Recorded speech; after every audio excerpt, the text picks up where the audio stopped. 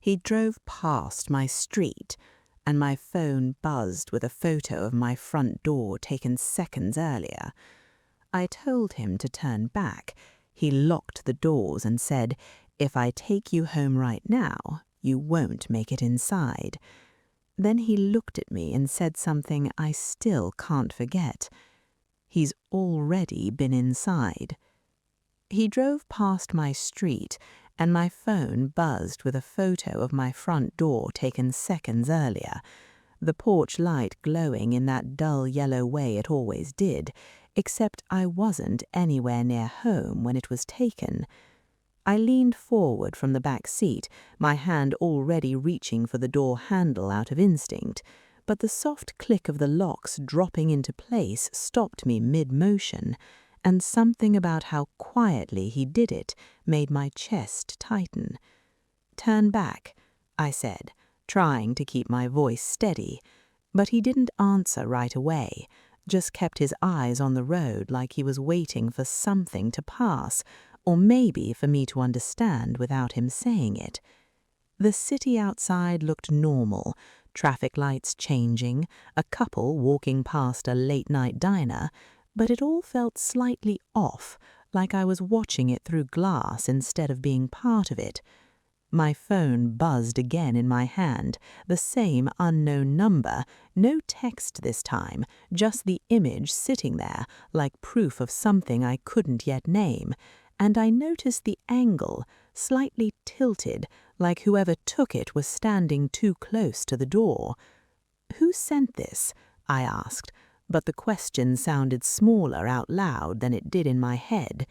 He exhaled slowly, almost like he'd been holding his breath since I got in, and adjusted his grip on the wheel before finally speaking.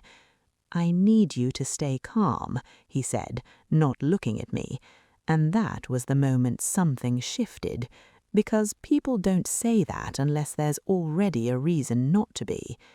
I tried to laugh it off, just to hear something normal, but it came out thin and wrong, so I stopped halfway through and stared at the back of his head instead, noticing how still he was, how deliberate every movement felt. "You missed my street," I said, softer this time, like maybe volume was the problem, but he shook his head slightly, almost to himself. We passed the turn I knew by heart, the cracked sidewalk, the flickering streetlight, and I twisted in my seat just enough to catch a glimpse of it disappearing behind us, and for a second I thought I saw something near my house, a shape by the gate, but it was gone too fast to be sure. My throat felt dry all of a sudden. "Why didn't you stop?" I asked, and this time he glanced at me in the rearview mirror, just for a second, long enough for me to see something I hadn't noticed before. Fear, not loud or panicked, but controlled, like he was holding it in place. "Because I drove by 10 minutes ago," he said, and the words landed heavier than I expected, like they carried something underneath them. I frowned, trying to follow. "Why would you—" "Because someone mentioned your street earlier tonight," he cut in quietly, and that made my stomach drop in a way I couldn't explain yet. I looked back down at my phone, at the photo, zooming in without thinking, and that's when I saw it. The edge of the frame catching part of the window beside my door, the curtain slightly pulled back from the inside. I stopped breathing for a second, because I knew I had closed that curtain before I left. I always did, the same way I always locked the door twice. "Did you go up to the house?" I asked, my voice barely there now, and he shook his head again, slower this time. "No," he said, "but I saw someone else who did." The car moved through another intersection, headlights washing across the windshield, and I felt this strange pull to look back again, like if I could just see my street one more time, it would make sense, but it was already too far behind us. My phone felt heavier in my hand, like it wasn't just a device anymore, but something I wasn't supposed to be holding, and I realized I hadn't even responded to the message, hadn't even tried to call the number. "What do they want?" I asked, not sure if I meant the sender or the person he saw, and he didn't answer immediately, just reached up and adjusted the rearview mirror slightly, angling it so he could see me more clearly. "That's what we need to figure out," he said, his voice low, controlled, and for the first time since I got in the car, I noticed something else. He hadn't turned the navigation on at all. I stared at the blank dashboard where the navigation should have been glowing and felt a cold, steady panic settle in, because this route wasn't random anymore, it was intentional, and I had no idea where he was taking me. "Why isn't the GPS on?" I asked, trying to keep my voice from cracking, and he hesitated just long enough to make the silence louder than his answer. "Because I don't want to be tracked right now," he said, and that single sentence made everything feel worse, not better, like I had stepped into something I didn't understand but was already part of. My fingers tightened around my phone as I glanced back at the photo again, zooming further this time, and that's when I noticed something I hadn't before. A faint reflection in the glass beside the door, not clear enough to make out a face, but distinct enough to know someone had been standing close, too close. "You said someone mentioned my street," I pressed, my eyes flicking between the screen and his reflection in the mirror. "Who?" He didn't answer immediately, just slowed slightly as we passed under a dim overarse, the light flickering across his face in uneven strips. "A passenger," he said finally. "Earlier tonight. He wouldn't stop talking." The way he said it made it sound like he had been listening for a reason, not just out of boredom, and my stomach twisted at the thought. "Talking about what?" I asked. And this time he did look at me, longer than before, like he was deciding how much to say. "He a woman who works nights," he said, his voice low, controlled, "about how she keeps records, checks things other people don't." My throat went dry. "That could be anyone," I said quickly, but even as I said it, I knew it didn't feel true. He shook his head once. "He said your street name," he added, and the words hit harder than I expected, like something locking into place. I felt my pulse jump, sharp and uneven. "What else did he say?" I leaned forward without realizing it, my eyes fixed on him now. He exhaled slowly like he didn't want to repeat it, but knew he had to. "He said if she's taking anything home, it won't be there for long." The air inside the car felt thinner suddenly, like I couldn't get a full breath.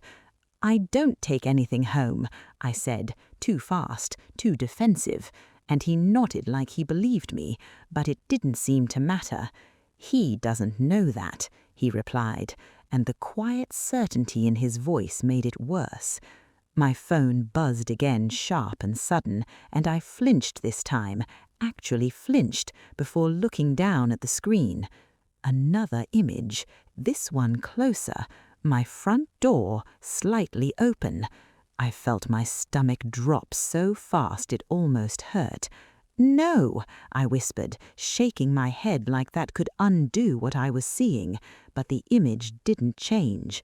The door was open just enough to show darkness inside, like the house was holding its breath. "When was this taken?" I asked, my voice barely there now. He glanced at the timestamp, and his jaw tightened. "Less than a minute ago."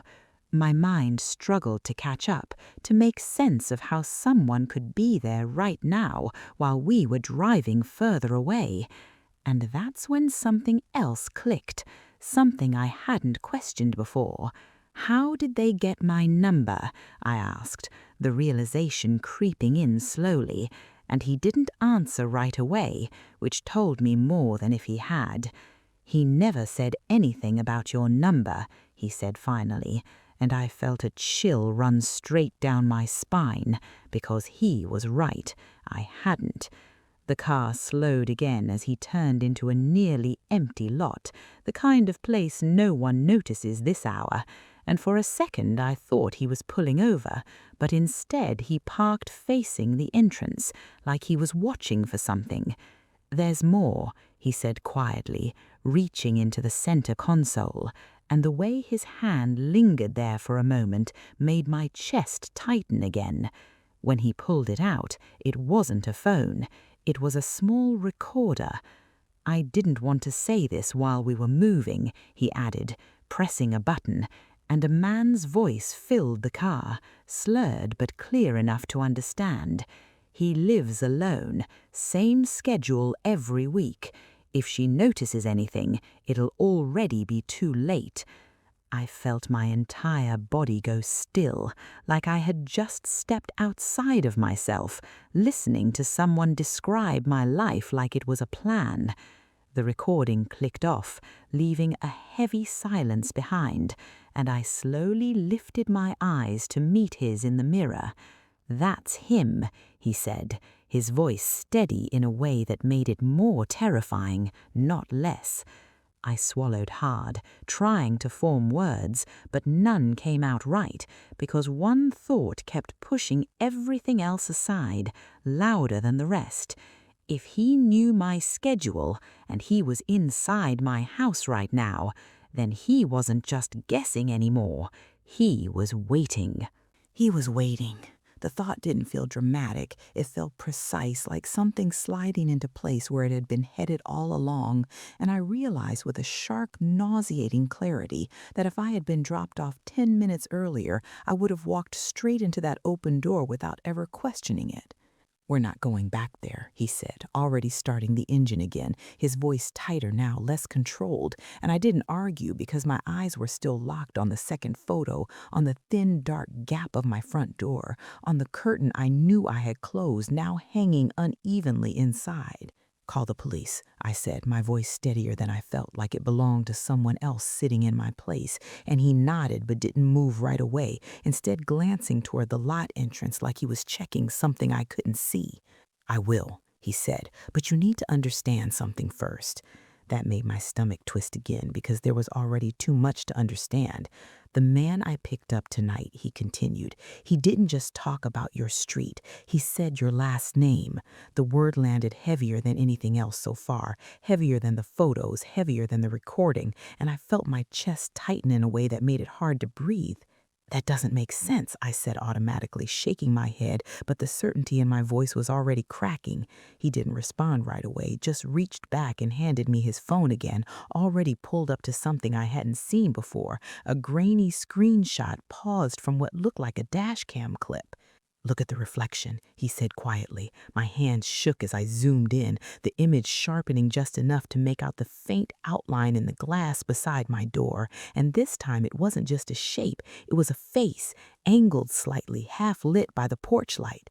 I stared at it, my breath catching, because something about it felt wrong in a way I couldn't place at first, like recognition lagging behind logic, and then it hit me all at once, so hard it felt physical.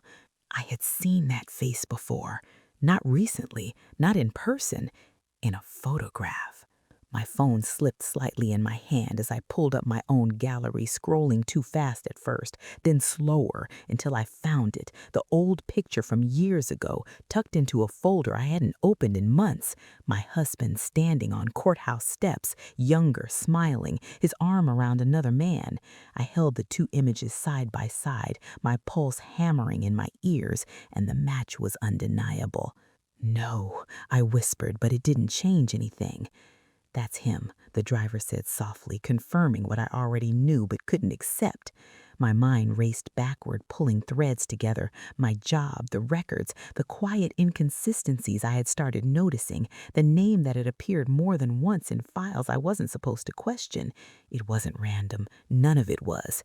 He knows who I am, I said, the words tasting cold, and for the first time since this started, I understood the full shape of it. This wasn't just about something I might have found. It was about something my husband had done years ago, something that had followed me without me ever realizing it.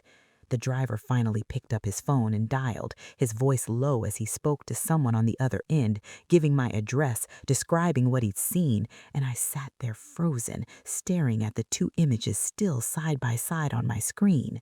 Somewhere, just a few streets away, a man who knew my name, my routine, my past, was standing inside my house like he belonged there.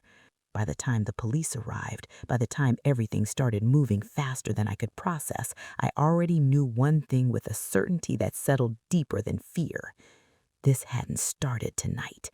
It had just been waiting for me to come home. By the time the police arrived, I was already staring at the same photo on my screen, his face reflected in my window like he had been there before. And the worst part wasn't that he broke into my house. It was realizing he didn't need to. He had been close enough to my life long before tonight.